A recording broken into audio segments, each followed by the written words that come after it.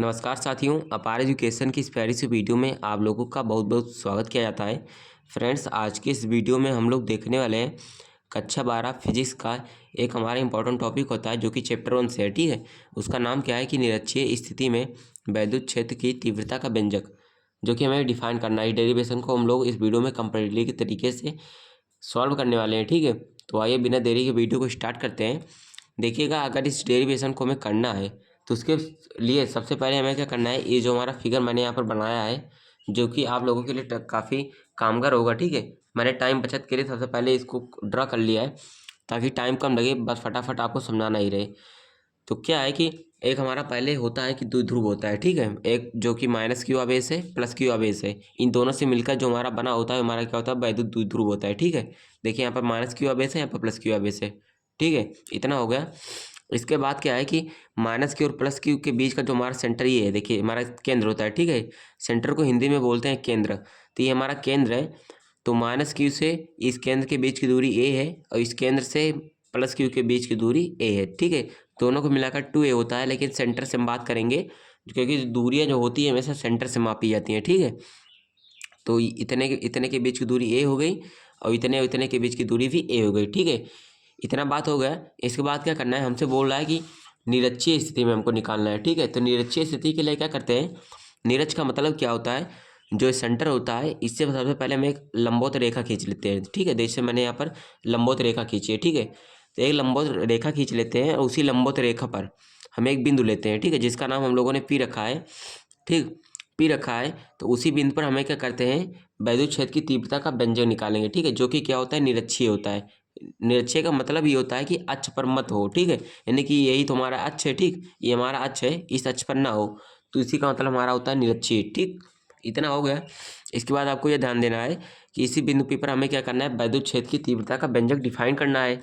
ठीक है, तो इसके लिए हम करेंगे क्या, तो बिंदु पी पर हमें निकालना जो है, तो इसके लिए हमारा पहला स्टेप ये होगा कि माइनस क्यू से बिंदु पी पर वैद्युत क्षेत्र की तीव्रता निकालेंगे। ठीक है, माइनस क्यू से बिंदु पी पर वैद्युत क्षेत्र की तीव्रता निकालेंगे। उसके बाद प्लस क्यू से वैद्युत क्षेत्र की तीव्रता निकालेंगे। ठीक है, एक बार माइनस क्यू से बिंदु पी पर, एक बार क्या करेंगे, प्लस क्यू से बिंदु पी पर वैद्युत क्षेत्र की तीव्रता निकालेंगे। और उसके बाद क्या होगा, जो हमारा वैद्युत क्षेत्र की तीव्रता का जो दिशा है माइनस क्यू आवेश के कारण बाहर की ओर होता है, जो जिसे मैंने लिखा है ई प्लस क्यू। ठीक है, मतलब प्लस क्यू आवेश के कारण वैद्युत क्षेत्र ई होता है। ठीक है, तो मैंने लिखा ई प्लस क्यू, यानी कि प्लस क्यू आवेश के कारण वैद्युत क्षेत्र की तीव्रता की दिशा बाहर की ओर होती है, यानी कि बाहर की ओर होती है। ठीक है, तो मैंने प्लस क्यू लिख दिया, ई प्लस क्यू। और दो माइनस क्यू के कारण वैद्युत क्षेत्र की तीव्रता की जो दिशा होती है वो अंदर की ओर होती है। देखिए जो रेड से लिखा है ई माइनस क्यू हो गया। ठीक है, अंदर की ओर है। ठीक है, अंदर की ओर है। ठीक है, इतना बात समझ में आ गया। तो ये ई प्लस क्यू है एंड ये क्या है, ई माइनस क्यू है। ठीक, तो हमें इन दोनों के बीच का हमें परिणामी निकालना पड़ेगा। ठीक है, जिससे हम बोलते हैं ई नेट। जैसे देखिए यहाँ पर ये परिणामी हो गया, E plus Q and E minus Q का ये हमारा क्या हो गया, परिणामी हो गया, यानी कि रिजल्टेंट हो गया। ठीक है, तो और देखिए ये जो परिणामी है और ये ई प्लस क्यू है, इन दोनों के बीच का जो कोण होगा थीटा होगा। और ई नेट और ई माइनस क्यू के बीच का भी जो कोण होगा वो थीटा ही होगा। थीटा थीटा क्यों हो रहा है, क्योंकि क्या है, ई प्लस की और ई माइनस क्यू के ये केवल पूरा बीचों बीच से रेखा जा रही है। ठीक है, जो ई नेट है वो बीचों बीच से है, इसलिए दो बराबर कोणों में हमें क्या कर रही है, इसे डिवाइड कर रही है। ठीक है, अगर ये 90 डिग्री का पूरा होगा तो 45 डिग्री का, अगर 60 डिग्री का है तो 30 डिग्री का। ठीक है, इसलिए हम लोगों ने इसे भी थीटा लिया है एंड इसे भी थीटा लिया है। ठीक है, इतना हो गया। इसके बाद बात आती है, इसे हमें क्या करना होता है, घटकों में विभाजित करना होता है। ठीक है, तो घटक में विभाजित करने के लिए हमें सदिश नियम जो होता है उसको जानना जरूरी होता है। ठीक है, क्योंकि वेक्टर्स के साथ जरिए ही इसे हम विभाजित कर पाते हैं। ठीक, तो सबसे पहले मैं आपको बता देता हूँ कि कैसे हम करते हैं। देखिएगा, एक बार मैं आपको समझाता हूँ, उसके बाद हम लोग करेंगे। देखिएगा क्या होता है, यहाँ पर देखिए हम पहले लोग अक्ष बना लेते हैं, निर्देशांक। ये हमारा क्या होता है, एक्स एक्सिस होता है। ठीक है, एंड ये हमारा क्या है, वाई एक्सिस होता है। और अगर हम लोग एक्स और वाई का परिणामी कीजिए तो वैसे 20 से जाएगा, जैसे यहाँ पर देखिए परिणामी गया है E plus Q minus Q से। ठीक है, तो उसी प्रकार ये हमारा होगा, मान लेते हैं अगर इसे ई नेट मान ले। ठीक है, ई नेट मान ले, तो ये हमारा क्या होता है, एक्स और ई नेट के बीच का कोण मान ले अगर थीटा है, तो जो हमारा ई नेट है और ये एक्स है। ठीक है, तो इसके बीच का जो हमारा कोण हुआ है थीटे हुआ। ठीक है, और इस रेखा को अगर हम लोग ए मान लें, ठीक है, तो जो थीटा की ओर एंगल होता है उसे हम क्या ले सकते हैं, ए कॉस थीटा लेंगे। ठीक है, यानी कि पहले ए को लिखेंगे, उसके बाद जो थीटा की ओर एंगल होता है उसे हम कॉस में लिखते हैं, तो हो जाएगा ए कॉस थीटा। ठीक है, और जो इधर देखिए जो लंबवत दिशा में होता है, ठीक है, लंबवत दिशा में होता है, इसको हम क्या लिखते हैं, ए साइन थीटा। ठीक है, लंबवत को हम ए साइन थीटा में लिखते हैं, जो थीटा में होता है, ठीक है, उसे हम क्या लिखते हैं, ए कॉस थीटा लिख सकते हैं, लिखते हैं। ठीक है, लिख नहीं सकते, लिखते हैं परफेक्टली तरीके से। ठीक है, तो इतना में ध्यान देना, जो थीटा की ओर एंगल होगा वो कॉस में होगा, और जो ये होगा 90 डिग्री पर। ठीक है, इसे हम लिखते हैं साइन थीटा। ए को लेंगे और साइन थीटा लिख देंगे आगे। ठीक है, इतना होता है। अब देखिएगा इसमें भी यही नियम फॉलो होगा। जो थीटा की ओर एंगल है, देखिए ये थीटा की ओर एंगल है, तो इसे हम लिखेंगे क्या, इसे हम लिखेंगे ई कॉस थीटा। ठीक है, तो हमारा हो जाएगा क्या, ई कॉस थीटा। ठीक है, ई, और ये किस आवेश के कारण लिख ले हैं, प्लस क्यू आवेश के कारण, तो हो जाएगा ई प्लस क्यू कॉस थीटा। ठीक है, E plus Q cos theta हो गया। ठीक है, इसके बाद क्या होगा, ये थीटा की ओर एंगल हो गया। इसके बाद ये देखिए इतने को मिला है तो ये 90 डिग्री हो रहा है। ठीक है, तो ये थीटा की ओर है, तो ये इसको हम क्या लिखेंगे, इसको लिखेंगे ई प्लस क्यू साइन थीटा। ठीक है, क्योंकि ये क्या है, लंबवत है। ठीक, इतना हो गया। इसके बाद देखिए ये देखिए ये भी क्या है, सेम इसी प्रकार से 90 डिग्री का इसमें भी कोण बन रहा है। ठीक है, तो ये भी थीटा है, तो इसे लिखेंगे क्या, ये किस का आवेश के कारण है, ई माइनस क्यू आवेश के कारण। ठीक है, तो इसे लिखेंगे ई minus Q cos theta, E minus Q cos theta. और इसे क्या लिखेंगे, इसको लिखेंगे, क्योंकि इसमें ये देखिए मिक्स है। ठीक है, इसे लिखेंगे ई माइनस क्यू साइन थीटा लिखेंगे। ठीक है, इतनी बात आपको समझ में आ गई होगी। क्योंकि क्या है कि थीटा की ओर एंगल जो होता है वो कॉस थीटा होता है, और जो 90 डिग्री की ओर होता है, ठीक है, वो क्या होता है, साइन थीटा होता है। और ये प्लस क्यू आवेश के कारण है, ये माइनस क्यू आवेश के कारण है। ठीक, इतना बात होगा। इसके बाद देखते हैं हम लोग, अब बात करेंगे क्या, देखिए ये जो ई प्लस क्यू कॉस थीटा है ये इस तरफ है, एंड ये ई प्लस, और देखिए ई माइनस क्यू कॉस थीटा इस तरफ है, और जो ई प्लस क्यू कॉस थीटा है ये ऊपर की तरफ है। ठीक है, जो कि क्या है, परस्पर डायरेक्शन में अपोजिट है। ठीक है, एक ऊपर की तरफ जा रहा है और एक नीचे की तरफ जा रहा है। ठीक, और जो इसका ई plus Q cos sine theta and E minus Q cos sine theta, इसका जो मैग्नीट्यूड निकलेगा अर्थात जो इसका परिणाम निकलेगा वो भी बराबर ही होगा। ठीक, एक बार मैं परिणाम निकाल कर दिखा देता हूँ, देखिएगा। पहले हम बात करेंगे कि ई माइनस क्यू आवेश के कारण, ठीक है, माइनस क्यू आवेश के कारण बिंदु पी पर वैद्युत क्षेत्र की तीव्रता, उसको हम निकालेंगे। तो उसके लिए सबसे पहले हमें क्या करना पड़ेगा, ये देखिए आर है एंड ये ए है। ठीक है, तो अगर हमें वैद्युत क्षेत्र की तीव्रता किसी बिंदु पर निकालना होता है किसी आवेश के कारण, तो माइनस क्यू आवेश के कारण बिंदु पी पर अगर निकालेंगे, तो पहले इन दोनों बिंदुओं के बीच की दूरी हमें ज्ञात करना पड़ेगा। ठीक है, माइनस क्यू आवेश और बिंदु पी के बीच की दूरी, तो दूरी कैसे निकलेगी, ये देखिए हमारा ये लंब हो रहा है, ये क्या हो रहा है, आधार हो रहा है। अगर पाइथागोरस प्रमेय लगाएं तो कण हो जाएगा लंब का स्क्वायर प्लस आधार का स्क्वायर। ठीक है, तो कण का स्क्वायर होता है, कण का स्क्वायर बराबर होता है लंब का स्क्वायर प्लस आधार का स्क्वायर। ठीक, तो लंब क्या है हमारा आर है, तो हो जाएगा आर का स्क्वायर प्लस क्या हो जाएगा, लंब का स्क्वायर होगा प्लस का आधार हमारा ए है। ठीक है, इतने की बात कर रहे हैं यहाँ पर, इतने की केवल, तो आधार ए है, तो हो जाएगा आर का स्क्वायर प्लस का ए का स्क्वायर। ठीक है, तो हमारा हो गया कण, इतना निकल गया, अंडर रूट आर का स्क्वायर प्लस का स्क्वायर। तो जितना ये निकला है उतना ही सेम ये भी निकलेगा, क्योंकि क्या है, इसका भी लंब आर है एंड आधार इसका भी क्या है, ए ही है, तो इसका भी क्या हो जाएगा, अंडर रूट में आर का स्क्वायर प्लस का ए का स्क्वायर। ठीक, इतना होगा, फिगर में हमें इतना ही समझना था। ठीक है, अब आगे का काम क्या है, हम लिख कर यहाँ पर करेंगे, लिखेंगे माइनस क्यू आवेश के कारण बिंदु पी पर वैद्युत क्षेत्र की तीव्रता। ठीक है, तो यहाँ पर हम लिखते हैं माइनस क्यू आवेश के कारण, यहाँ पर देखिएगा लिखेंगे माइनस क्यू आवेश के कारण,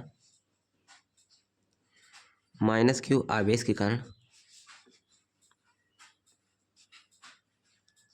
माइनस क्यू आवेश के कारण बिंदु पी पर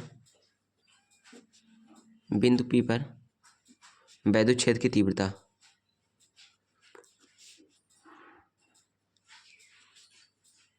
बिंदु पी पर वैद्युत क्षेत्र की तीव्रता। ठीक है, इतना हमको लिखना है। देखिएगा, तो माइनस क्यू आवेश के कारण अगर बिंदु पी पर वैद्युत क्षेत्र की तीव्रता निकालेंगे इस पर, ठीक है, इस आवेश के कारण इस पर निकालेंगे, हो जाएगा हमारा ई माइनस क्यू। ठीक है, ई माइनस की क्यू का मतलब हुआ माइनस क्यू आवेश के कारण वैद्युत क्षेत्र की तीव्रता। ठीक है, तो हो जाएगा क्या, पहले लिखेंगे के हो जाएगा। ठीक है, जो हमारा क्या है, नियतांक है के हो गया। उसके बाद लिखेंगे कि हमारा आवेश क्या है, आवेश हमारा क्यू है, तो हो जाएगा के क्यू। ठीक है, बटे में माइनस की और बिंदु पी के बीच की दूरी क्या है हमारा, under root R, under root में क्या है, आर स्क्वायर प्लस का स्क्वायर है। ठीक है, तो हो जाएगा क्या, हमारा अंडर रूट में आर का स्क्वायर प्लस का ए स्क्वायर होता है। ठीक है, और बटे में क्या हो जाएगा, होल स्क्वायर, ठीक है। क्योंकि क्या होता है, अगर किसी बिंदु आवेश के कारण किसी बिंदु पर वैद्युत क्षेत्र की तीव्रता अगर निकालते हैं तो उसका जो फार्मूला होता है हमारा होता है K Q divided by R square होता है। आर क्या होता है कि माइनस क्यू, मतलब कि जिस बिंदु से जिस बिंदु पर वैद्युत क्षेत्र की तीव्रता निकाल रहे हैं उनके बीच की दूरी का स्क्वायर होता है, जो हमारा आर स्क्वायर होता है, ठीक है। तो हम लोगों ने स्क्वायर कर दिया यहाँ पर, ठीक। अब हमारे इसको मान लेते हैं क्वेश्चन नंबर 1 मान लेते हैं, ठीक। ये देखिए, अब करते हैं यहाँ पर प्लस क्यू आवेश के कारण, ठीक। देखिएगा यहाँ पर हो जाएगा प्लस क्यू आवेश के कारण, प्लस क्यू आवेश के कारण, प्लस क्यू आवेश के कारण बिंदु P पर वैद्युत क्षेत्र की तीव्रता, ठीक है। बिंदु P पर वैद्युत क्षेत्र की तीव्रता, वैद्युत क्षेत्र की तीव्रता निकालेंगे, ठीक है। तो क्या हो जाएगा, प्लस क्यू आवेश के कारण यहाँ पर हम लोग निकाल रहे हैं तो इसको हम लिखेंगे ई प्लस क्यू, ठीक है। जब माइनस से निकालेंगे थे तो हम लोगों ने ई माइनस क्यू लिखा था, अब यहाँ पर प्लस से निकाले हैं तो ई प्लस क्यू लिखेंगे। तो हो जाएगा यहाँ पर वी के होगा और की हो जाएगा, ठीक है। के क्यू डिवाइडेड बाई क्या हो जाएगा, बटे में लिखेंगे, इसके बीच की दूरी वी क्या है, अंडर रूट में आर स्क्वायर प्लस का स्क्वायर है, तो लिखेंगे अंडर रूट में आर का स्क्वायर प्लस का स्क्वायर, क्योंकि क्या है जितना दूरी ये है उतना ही दूरी ये भी है, ठीक है, सेम दूरी है, ठीक। हो जाएगा under root R square plus का स्क्वायर, इसका भी क्या हो जाएगा होल स्क्वायर, ठीक है। इसको हम समीकरण 2 मान लेते हैं। अब देखिए, अब हो क्या जाएगा, अगर स्क्वायर से अगर हमारा अंडर रूट होता है और स्क्वायर भी होता है तो स्क्वायर से हमारा अंडर रूट कैंसिल हो जाता है, क्योंकि अंडर रूट का मतलब होता है 1/2 और गुणे में भी 2 है तो 2 से 2 कैंसिल, इसका मतलब स्क्वायर से अंडर रूट कैंसिल। तो इसको हम ब्रीफ में अगर लिखना चाहें तो ई प्लस क्यू बराबर क्या हो जाएगा, के क्यू बटे में हो जाएगा आर का स्क्वायर प्लस का ए का स्क्वायर हो जाएगा, ठीक है। हमारा हो गया कंप्लीटली तरीके से समीकरण तो हो गया, ठीक है। और ये भी ऐसे ही होगा, स्क्वायर से क्या होगा, अंडर रूट कैंसिल हो जाएगा हमारा, ठीक है। इतना हो गया। अब देखिए क्या होता है कि देखिए जितना परिणाम इसका परिमाण इसका निकला है K Q divided by R square plus का स्क्वायर, उतना ही परिमाण इसका भी निकला है, ठीक है। इसका मतलब क्या हुआ, ई प्लस क्यू जो है sine theta and E minus Q sine theta क्या है कि डायरेक्शन में तो आपको अपोजिट दिख भी रहा है, ठीक है, दिख रहा है डायरेक्शन में अपोजिट दिख रहा है, ठीक है। एंड क्या है, मैग्नीट्यूड भी इसके बराबर है। देखिए जितना मैग्नीट्यूड इसका है अर्थात जितना परिमाण इसका है सेम उतना परिमाण इसका है, तो डायरेक्शन बराबर अपोजिट है, परिमाण सेम है, तो हमारा इसका क्या हो जाएगा, दोनों कैंसिल हो जाएंगे, ठीक है, आपस में निरस्त कर देंगे।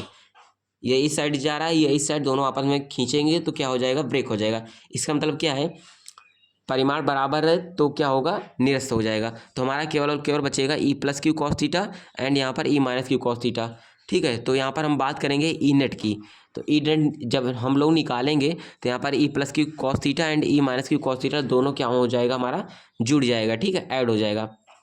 यहाँ पर हम लोग ई नेट निकालेंगे क्योंकि क्या है ये दोनों आपस में कैंसिल हो जा रहा है, तो यहाँ पर हम लोग ई नेट की बात कर लेते हैं, ठीक। ई plus Q cos theta and E minus Q cos theta को आपस में हम लोग क्या है जोड़ देंगे यहाँ पर, ठीक है। तो देखिएगा यहाँ पर बात करते हैं हम लोग आगे की, देखिएगा क्या हो जाएगा, यहाँ पर ई नेट, ठीक है, परिणामी निकालते हैं, यहाँ पर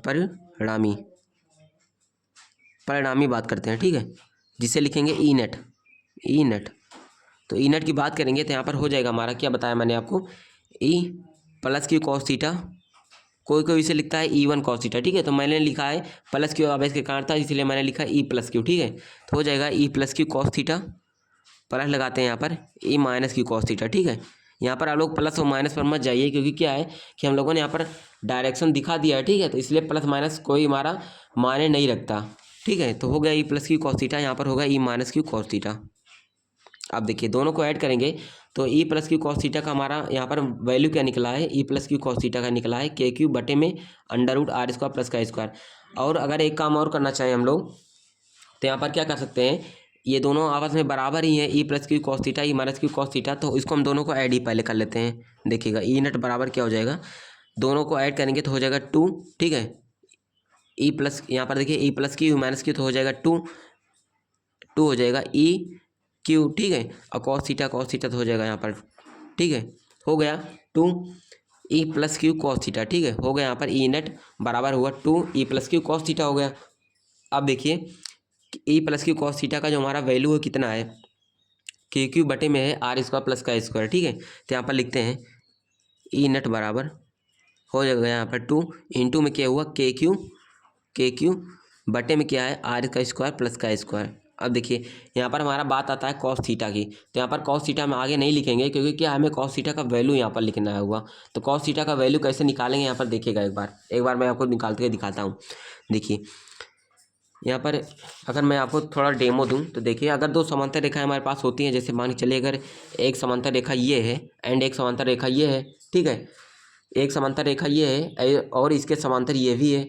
अगर इन दोनों को एक रेखा जो है आपस में प्रतिच्छेद कर दे, ठीक है, तो एक ही ओर के कोण जो हमारे होते हैं एकांतर कोण और आपस में क्या होते हैं, बराबर भी होते हैं, ठीक है। एक ही ओर के कोण क्या होते हैं, एकांतर कोण होते हैं और आपस में बराबर भी होते हैं। तो ये कोण आपस में बराबर होगा और ये थीटा है तो ये भी थीटा होगा, ठीक है। तो यहाँ पर देखिएगा सेम वही फंडा हमारा यहाँ पर यूज होने वाला है। देखिएगा ये हमारा क्या है, समांतर रेखा अगर इसे मान लें तो ये भी हमारा एक समांतर होगी जो कि आपस में समांतर हैं दोनों, ठीक है। अगर ये थीटा है तो ये भी थीटा हो जाएगा, तो ये थीटा हो गया। तो यहाँ से अगर हम कॉस थीटा निकालें तो कॉस थीटा का मेरे पास फार्मूला क्या होता है, देखिएगा यहाँ पर मैं आपको एक बार निकाल के दिखा देता हूँ। कॉस थीटा बराबर होता है आधार बटे कर्ण, ए बटे के लिख देता हूँ मैं, ठीक है, शॉर्ट फॉर्म में आधार बटे कर्ण होता है, ठीक है। तो देखिए आधार का वैल्यू क्या है, आधार हमारा क्या है यहाँ पर, देखिए ए है, ठीक है, आधार हमारा ए है तो हो गया यहाँ पर ए बटे में कर्ण हमारा क्या है, देखिएगा कर्ण हमारा है अंडर रूट में आर का स्क्वायर प्लस का स्क्वायर। तो कर्ण है अंडर रूट में आर का स्क्वायर प्लस का स्क्वायर, तो यहाँ पर अंडर रूट में क्या हो जाएगा, आर का स्क्वायर प्लस का ए स्क्वायर होगा, ठीक है। तो कॉस थीटा का मान क्या निकला, ए बटे अंडर रूट आर का स्क्वायर प्लस का स्क्वायर।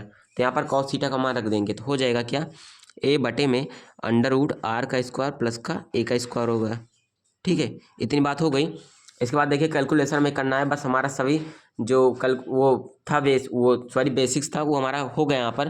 अब हमें कैलकुलेशन केवल करना है, तो ई नेट हो जाएगा यहाँ पर क्या हो जाएगा, देखिएगा 2k/q(a), तो यहाँ पर लिखेंगे 2k/q इंटू ए बटे में हो जाएगा, देखिएगा अगर क्या हो a की पावर m हो इंटू a की पावर n हो, ठीक है, हो क्या जाता है, देखिए a की पावर अगर m हो इंटू a की पावर n है तो a की पावर m इंटू n हो जाता है, ठीक है, a की पावर m इंटू n हो जाता है। तो यहाँ पर भी ये इसे हम a मान लेते हैं, ये भी हमारा a है, तो इसका R square plus A square का अंडर रूट है, इसका मतलब बटे में मतलब पावर में 1/2 है, हो जाएगा आर का स्क्वायर है प्लस का ए स्क्वायर है, ठीक है, आर का स्क्वायर प्लस का ए स्क्वायर है और हो क्या जाएगा यहाँ पर इंटू में ये क्या है, आर का स्क्वायर प्लस का ए स्क्वायर है, 1/2 है, ठीक है। अब देखिए यहाँ पर पावर 1 है, यहाँ पर 1/2 है, तो क्या हो जाएगा 1 प्लस का 1/2 ऐड हो जाएगा, ठीक है। तो मिलकर हमारा बनेगा क्या, ई नेट बराबर हो जाएगा 2k/q(a). तो यहाँ पर अगर हम इसे दूर दूर लिखना चाहें तो हमारा हो जाएगा, यहाँ पर अगर हम k लिखें और यहाँ पर q लिखें इंटू में 2a लिखें, ठीक है, तो कोई दिक्कत नहीं होगा, हमारा 2a को साथ लिख दिया और k/q ऐसे ही लिख दिया, ठीक है। बटे में क्या हो जाएगा 1 प्लस 1/2 हो जाएगा, ठीक है, यही हमारा फंडा यूज हो रहा है। तो हो जाएगा आर का स्क्वायर प्लस का ए का स्क्वायर और पूरे का स्क्वायर 1 प्लस 1/2 जो जुड़ेगा तो हो जाएगा हमारा 3/2, ठीक, इतना हो गया। अब देखिए यहाँ पर क्या होगा कि आर हमारा क्या हो जाएगा, ग्रेटर देन होगा ए से। ऐसा क्यों होगा, देखिएगा मैंने आपको बताया था जो दोनों आवेश होते हैं इनके बीच की दूरी क्या होती है, 10⁻⁻14 कोटि लगभग होती है, ठीक है, जो कि बहुत कम होती है। और एक को हमने क्या है बस केवल यहाँ पर सपोज किया है आप लोगों को समझाने के लिए, ठीक है, ए हमने बीच की दूरी ए माना है क्योंकि इन दोनों के बीच की दूरी बहुत ही अल्पतम होती है, बहुत ही कम होती है, न्यूनतम होती है, ठीक। और जो आर है ये तो हमारा दिख ही रहा है दूरी बहुत दूर है, तो आर हम क्या होगा ए से बड़ा होगा हमेशा, ठीक है, तो इसलिए हमने क्या किया यहाँ पर आर बड़ा होगा ए से, ठीक, इतना हो गया। तो आर जब ए से बड़ा होगा तो ए को हमको क्या मान लेते हैं, नेगलेक्ट कर देते हैं, ठीक है, यानी कि ए को हटा ही देते हैं यहाँ से, तो क्या हो जाएगा, देखिए ई नेट हो जाएगा हमारा यहाँ पर, ई नेट हो जाएगा। देखिए आपने वैद्युत द्विध्रुव आघूर्ण का एक फार्मूला पढ़ा है, वैद्युत द्विध्रुव का P बराबर क्या होता है 2a गुणा Q होता है, ठीक है, माने कि वैद्युत आवेश होता है गुणा उनके बीच की दूरी होती है, तो इसको इसके जगह पर हम P लिख सकते हैं, P बराबर होता है 2a गुणा Q होता है, ठीक। तो इसके हम इतने को जो हटाकर हम P लिखेंगे इसकी जगह पर, तो हो जाएगा KP बटे में हम लोगों ने क्या है ए को नेगलेक्ट कर दिया तो हो गया केवल यहाँ पर बचा आर का स्क्वायर, पावर में 3/2 है तो पावर में 3/2 बराबर आया यहाँ पर KP। अब देखिए इसको इस बटे 2 से ये हमारा स्क्वायर वाला 2 कैंसिल हो जाएगा, ठीक है, ठीक है, क्योंकि पावर से पावर का गुणा होता है। अब देखिए हो जाएगा KP बटे आर का क्यूब हो जाएगा, ठीक है, KP बटा आर का क्यूब। तो ई नेट हमारा क्या निकला, ई नेट यहाँ पर हमारा निकला KP बटा आर क्यूब, KP बटे में आर क्यूब। तो हमारा यहाँ पर निकल गया फार्मूला ई नेट का KP बटा आर क्यूब, ठीक। तो हमारा ये होगा निरक्षीय स्थिति में वैद्युत क्षेत्र की तीव्रता का व्यंजक यही हमारा होता है, ठीक है। तो हमारा आसानी तरीके से हम लोगों ने निरक्षीय स्थिति में वैद्युत क्षेत्र की तीव्रता का व्यंजक निकाल लिया, ठीक है। सो फ्रेंड्स इसी प्रकार से आपको करना है। अगर फ्रेंड वीडियो पसंद आई है तो वीडियो को लाइक कर दें, ठीक, अगर चैनल पर नए हैं तो चैनल को सब्सक्राइब भी कर लें। मिलते हैं आपको नेक्स्ट वीडियो में। Thank you.